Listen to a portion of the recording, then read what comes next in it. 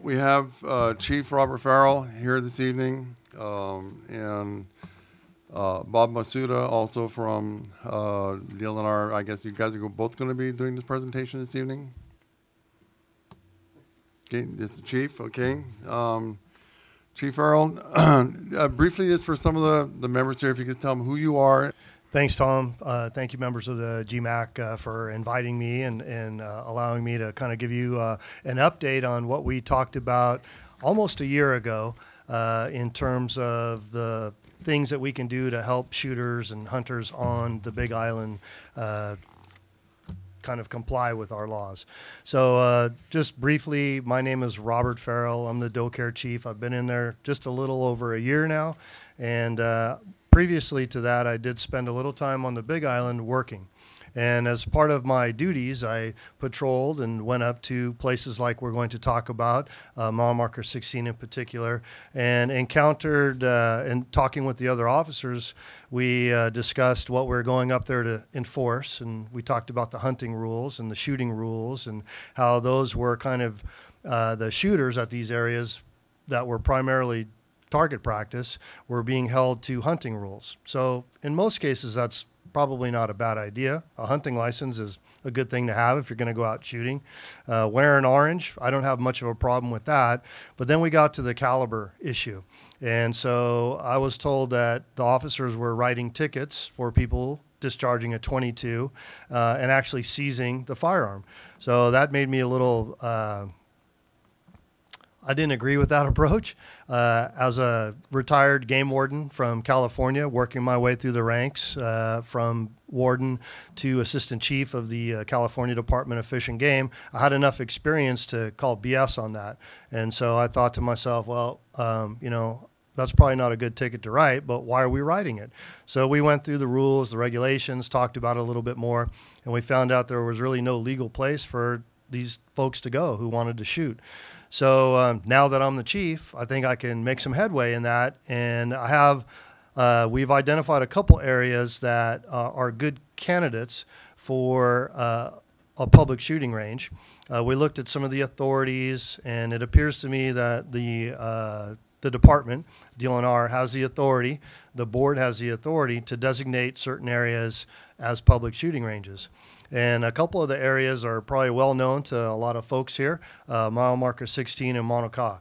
So I've abbreviated our presentation tonight to only include mile marker 16. And I did that for a particular reason, in that Mauna Kea may encompass part of a NARS, which may or may not affect how we are able to move forward with that particular site. And in addition, I need to do a little bit more research on the land ownership and how it got into DLNR's possession, who it came from, and all that. So we're looking at working with the land division to understand how that came to us and what the exact boundaries are, so we can identify better. It may be that we have to delay that site a little bit until we complete that research, but I'm hoping we can also designate that site as well, as it's already being used. And one of the side benefits of both of these sites being designated as public shooting ranges will be to allow for some good cleanup to occur. And so both Mauna Kea and mile marker 16 have suffered over the years in terms of people dropping off targets and things and not cleaning up their shells and that sort of thing. So just want to go through a very brief presentation and talk a little bit about these two sites, in particular mile marker 16, kind of show you a little bit about where our authority comes from, how we can do this, and the process that we're going to hopefully move forward with in designating at least one, if not both of these sites as public shooting ranges. We'll have some questions at the end, and I'll be more than happy to answer. So again, the authority where it resides is in the HRS, so this is good. So the department has the ability to construct, operate, and maintain public outdoor and indoor target ranges. That's in the HRS, so that's grounded in state law. In regard to what the program is, it's specifically the hunter safety program. So this would be very closely tied with hunter safety, and one of the main motivations and the main reason that we are able to do this is to support the hunter safety program.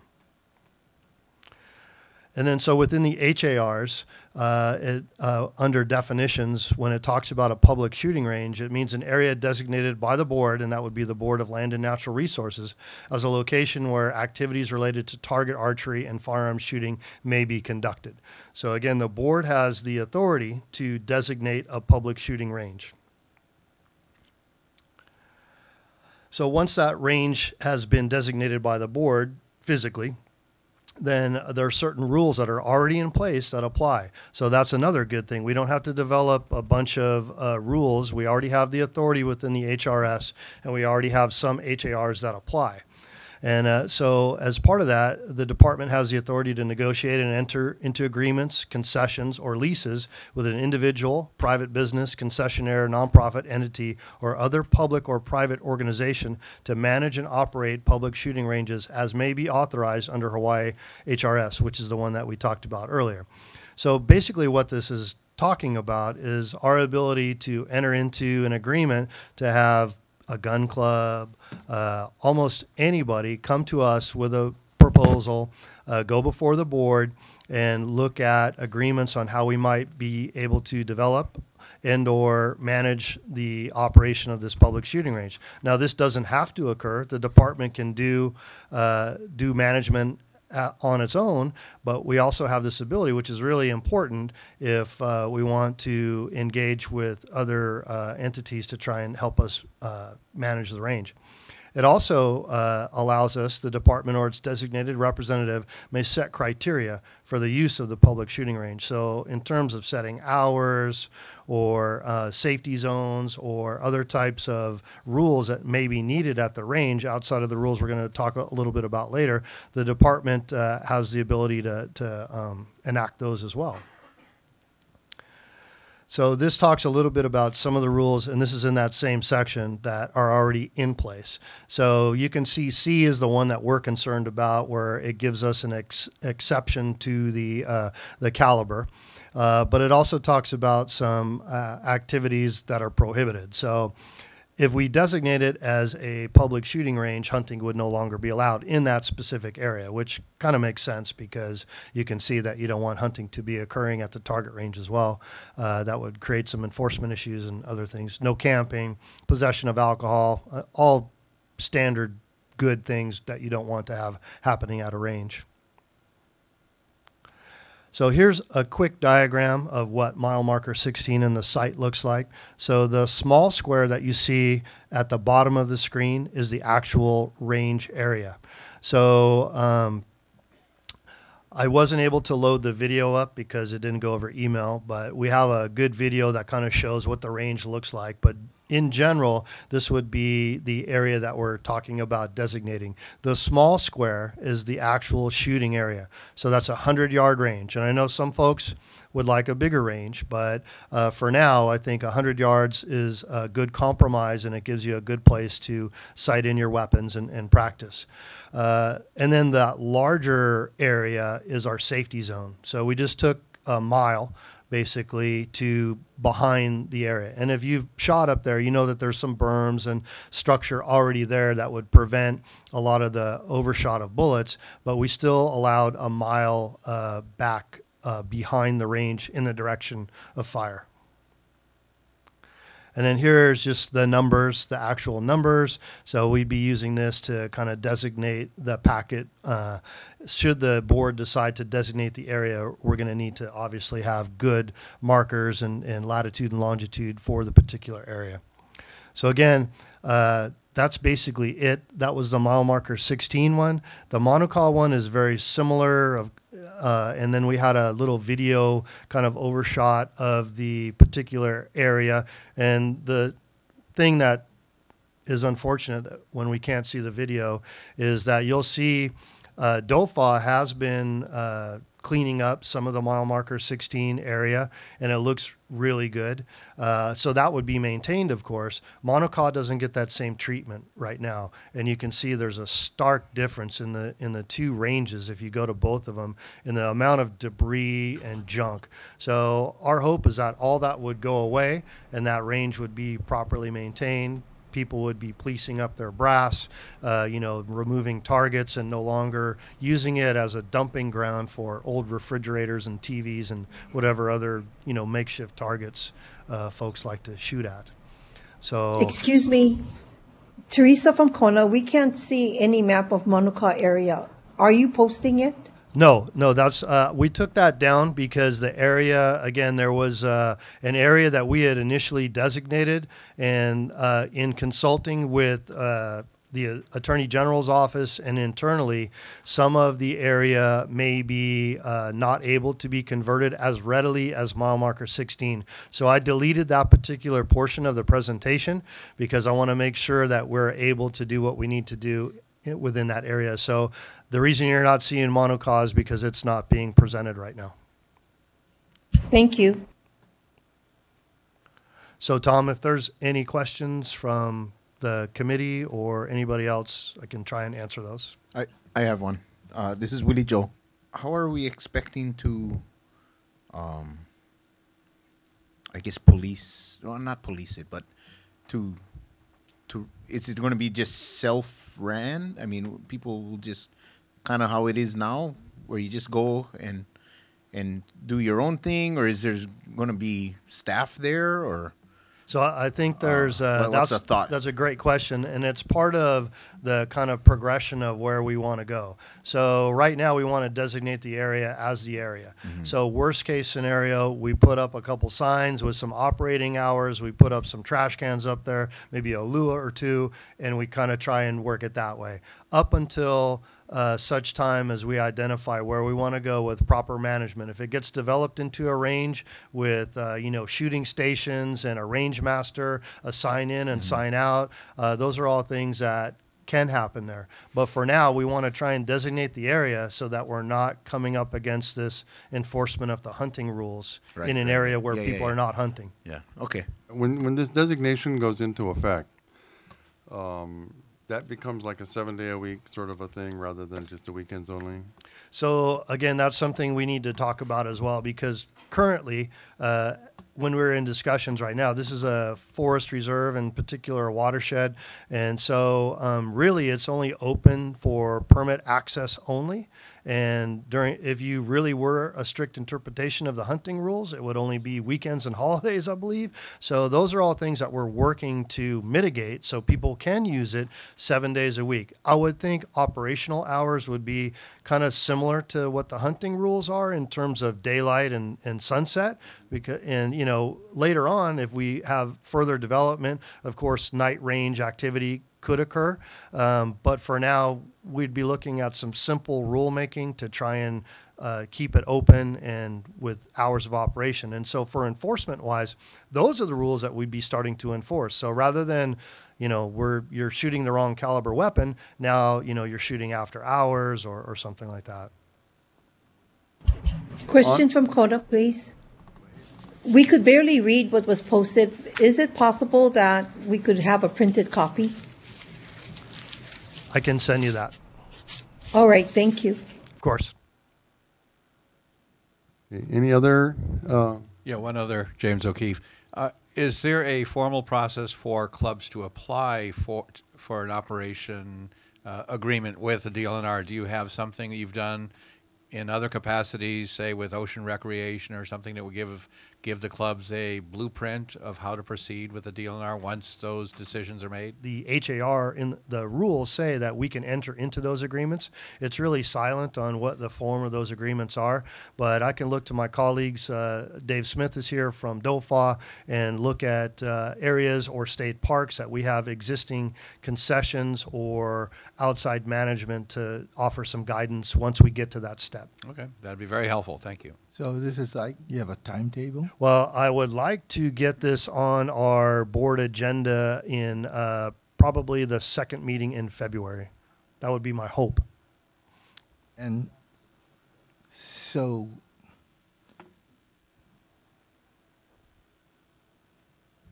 I don't know if it's appropriate at this point, but what kind of facility do you see up there? Just Bob Matsuda, First Deputy at DLNR, in terms of how we would arrange a particular curatorship agreement. In fact, several years ago, Richard Hofflinger and myself, acting as private citizens, went on behalf of On Target Incorporated, which is a certified 501c3, and spoke to the board and had a approval from the board on the Pu'anahulu project until it was delayed, to have a curatorship agreement. What that is where the Board of Land and Natural Resources can grant a 501c3 nonprofit organization kind of the permission or the authorization to, on behalf of the department, to conduct and manage and organize the activity of that particular thing. For example, like at a unused state park for a child care center or something like that. This would be for a shooting range. So there is precedent of the board having approved such an agreement with On Target for the Pu'anahulu thing when it is developed. So that's kind of what we would look for and have in mind with any other things like the mile marker 16. Sorry to interrupt. Oh, that sounds like a good roadmap for the Thank you. clubs to pursue. Thank And you. so Yeah. to go back to your question of what do we envision up there, it's really up to, folks that have more experience. Physically, you can look at the location and say, you're not going to put 100 shooting stations in there, but certainly maybe 10 to 15 shooting stations, a little bit of cover, a little of comfort stations for folks, certainly some trash cans to police the area. so you're saying you're looking at a private, I hate to use this term, but a private-public partnership. That's one option. That's one option. And Okay, what's another option? Could it be totally public? could it be what? Totally public. Sure. That's another option. But I think we need to keep in mind our intention here is this is a work in progress, progressively set up thing for development. It's not going to open as a full-on first-class shooting range because that's not possible at this point. But shooting has been going on. There are complications when certain caliber weapons that are not authorized for hunting are used, and we get all kinds of issues. We don't want to put our enforcement officers in a position of having to police something that we feel may not be necessarily reasonable, but this is a hunting area. This activity has been going on. So our best shot at this point, in consultation with people like Tom and others, was why don't we go ahead and see if we can get something started on this island that resembles a safe public shooting range. And so the department felt like we'd want to support an effort to have something started rather than delay everything again. And that's our intention. Now, if that intention is ill-advised on your part, feel free to let us know and we can back off and dump this too. When we went to the governor 4 years ago, or when he first got elected in February, his first meeting we had with him, we had asked him about 16 miles. And one of the things that we had asked about were to remove both the caliber and propellant restrictions. So if somebody wanted to take an air gun up there, for example, they could do that. Would that be a possibility with this as well? I think within the rulemaking, we could certainly look at that. Again, we're trying to use this for its intended purpose, which is one, a target range, and two, to support legal hunting activity, right? And include, better marksmanship for cleaner kills, more ethical hunting, all that kind of stuff. So that's really our focus. And so if you had an authorized method of take that was legal for hunting, then I think that would probably be a better fit. So regardless of the caliber issue that we're talking about. I believe, Mr. Lodge, that as a work in progress and in consultation with the local hunting community and shooting community, I think we want to collaborate in coming up with the guidelines and the rules. For example, we think having everyone who has using their hunter education little permit thing or their licensing as a way of utilizing this place might be a good way to encourage people to get involved in a more a public safety kind of process, rather than just as is. And so it's our attempt, as feeble as it may seem at this point, to move the ball forward and working in conjunction with the local hunting and shooting community, come up collaboratively with a way of allowing people to go up and sight in and do things legally, rather than have to have people do things illegally. And so I will leave the rest up to the chief so that we can catch our plane and Yeah. not get me going.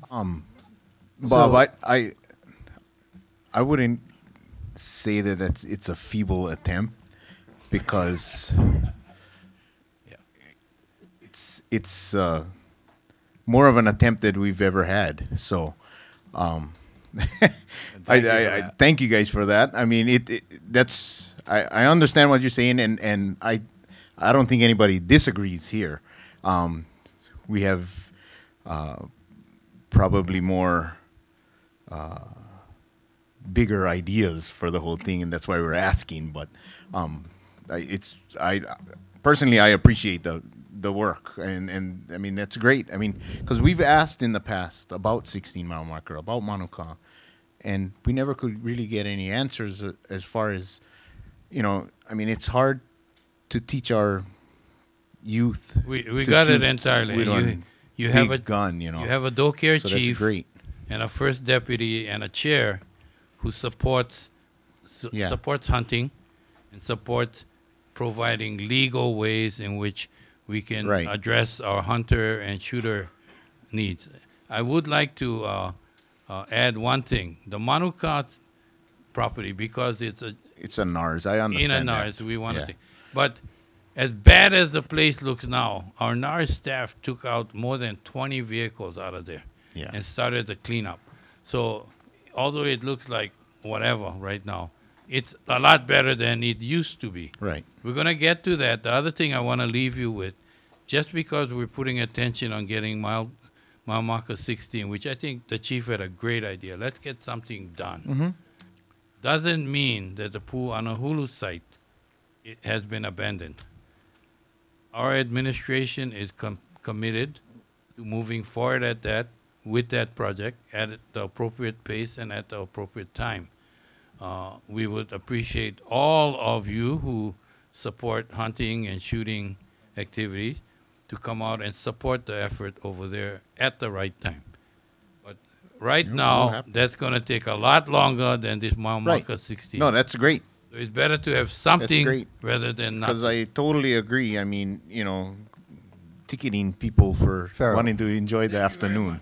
Sir. To answer my question, what's your timeline like?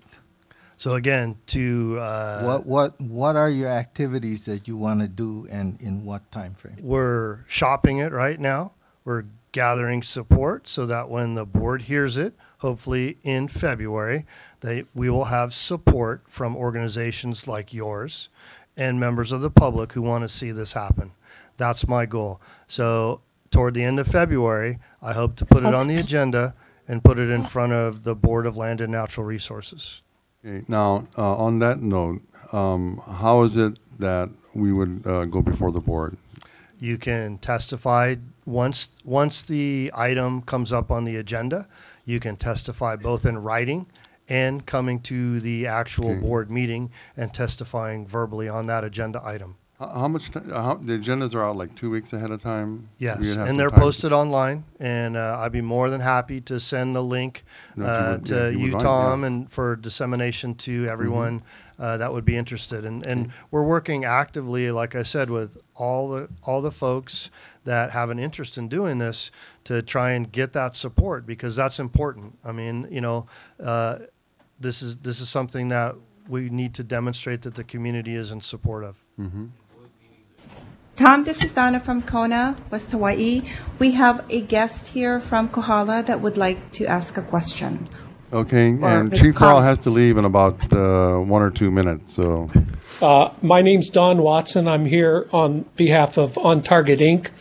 Glenn and Jinjo could not be here as chairman and designated me to come in and just state that we would support the location that Mr. Farrell has pointed out, and hopefully we'll get Manuka too, but we'll wait and see. We also have experience. We've gone to classes on range development, and we would be glad to give whatever input we can and support this issue the best we can so that we can have a safe range for the public. Thank you. Mr. Masuda? No?